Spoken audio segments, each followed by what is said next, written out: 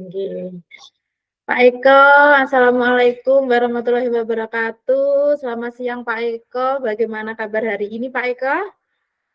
Waalaikumsalam, Bu Dani. Alhamdulillah hari ini sangat semangat walaupun cuacanya sangat mendung. Sudah mulai rintik-rintik, Ibu. Gimana di sana? Nggih, alhamdulillah sama Pak Eko di sini dari tadi dari jam 1 belum ada. Itu tadi sudah hujan rintik-rintik, mendung. Semoga hari ini berjalan dengan lancar. Ngaten nggih Pak Eko nggih. Nggih, amin. Nggih. Pak Eko, adakah yang bisa saya bantu untuk hari ini Pak Eko? Baik, Bu Dani, terima kasih sudah bertanya. Nggih. Pak Eko, apakah mungkin ada permasalahan atau apapun yang bisa saya bantu untuk hari ini? Baik, Bu. Sebenarnya saya itu ingin mengembangkan suatu kompetensi saya di dalam suatu hal, intinya adalah suatu pembelajaran yang ada di kelas, Ibu. Oke, baik sekali Pak Eko. Meningkatkan kompetensi dalam pengelolaan kelas, luar biasa. Tujuan Pak Eko dalam peningkatan kompetensi tersebut apa Pak Eko? Sebenarnya saya ingin menciptakan kelas Ibu yang kondusif dan juga menyenangkan bagi peserta didik saya atau bagi siswa saya, Bu. Oke. Sebelum tujuannya Pak Eko itu tadi menciptakan lingkungan kelas yang kondusif serta menyenangkan untuk anak. Sebelumnya, apa yang sudah Bapak lakukan untuk mencapai tujuan ini, Pak? Sebenarnya saya sudah mencoba, Bu. Mencoba itu berbagai metode di dalam satu pembelajaran, tetapi sebenarnya belum ada hasil yang benar-benar maksimal di dalam pembelajaran tersebut itu. Belum efektif lah intinya seperti itu, Ibu. Oke. Jadi pembelajarannya selama ini walaupun sudah mencoba berbagai metode pembelajarannya belum efektif, belum Belum maksimal seperti maksimal, itu, oke. nggih, Pak. Oke, nggih. Belum efektif atau maksimal. Sebenarnya tantangan sendiri bagi Pak Eko, tantangannya apa sih Pak untuk melakukan tujuan tersebut, untuk keberhasilan tujuan tersebut, tantangan bagi Pak Eko itu apa Pak Eko? Tantangannya sebenarnya saya itu, Bu, masih mengalami suatu kesulitan dalam mengendalikan siswa yang berbicara pada saat pembelajaran berlangsung, Ibu, seperti itu. Oke, jadi dalam pembelajarannya Pak Eko, anak-anak mengikuti pembelajaran itu masih ada beberapa anak yang suka berbicara saat pembelajaran berlangsung. Gaduh seperti itu nggih Pak Eko, nggih kurang lebih. Oke. Untuk mencapai tujuan tersebut intinya, Pak Eko, apa yang Pak Eko butuhkan? Saya sebenarnya sudah mengusahakan, Bu, atau membutuhkan strategi untuk mengendalikan siswa yang suka berbicara pada saat pelajaran berlangsung, begitu, Bu. Oke, sudah melakukan strategi-strategi ya Pak, nggih.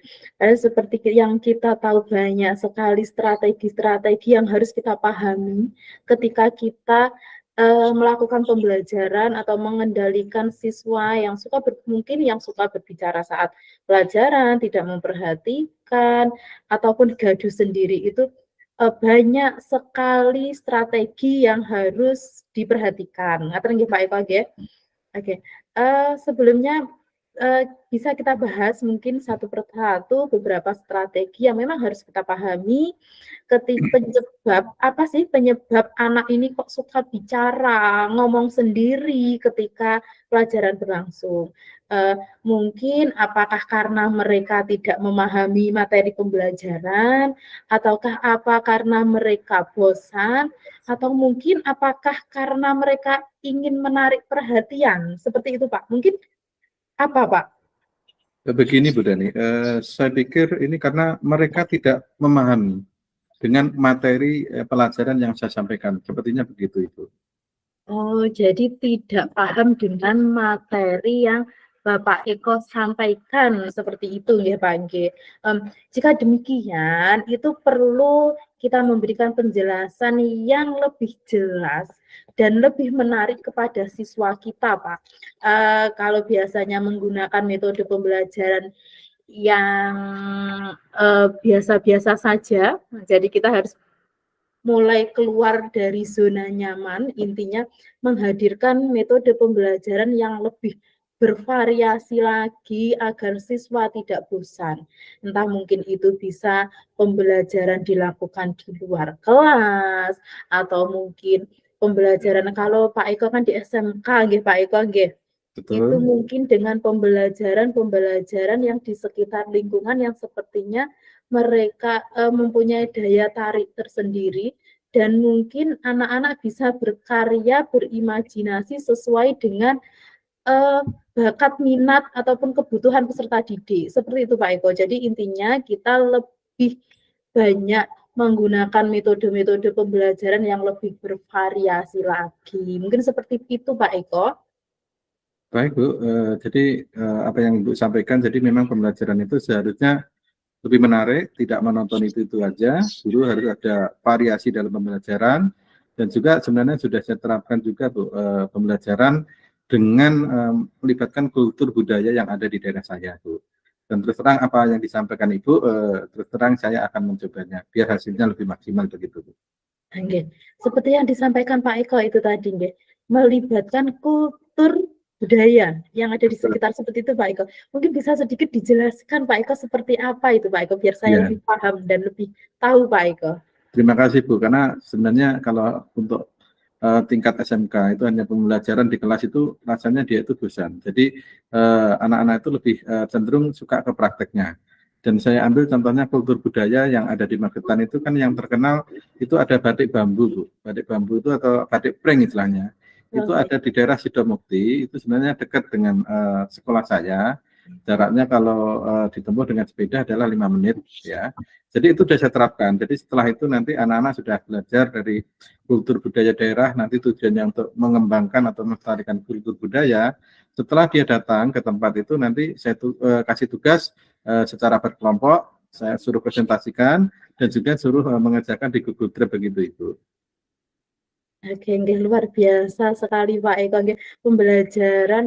Nah, mungkin pembelajaran-pembelajaran seperti itu nggih, itu perlu dikembangkan lagi ketika jadi anak-anak itu waktu pembelajaran tidak stuck di kelas saja, ngoten nggih, dados keluar dari zona nyaman, keluar dari di lingkungan sekitar kita ada apa, potensi apa yang bisa dikembangkan, mungkin anak-anak bisa terjun langsung dan insya Allah nantinya itu pengalaman itu kelak akan menjadi sesuatu hal ilmu yang paling berharga, seperti itu nggih Pak Eko.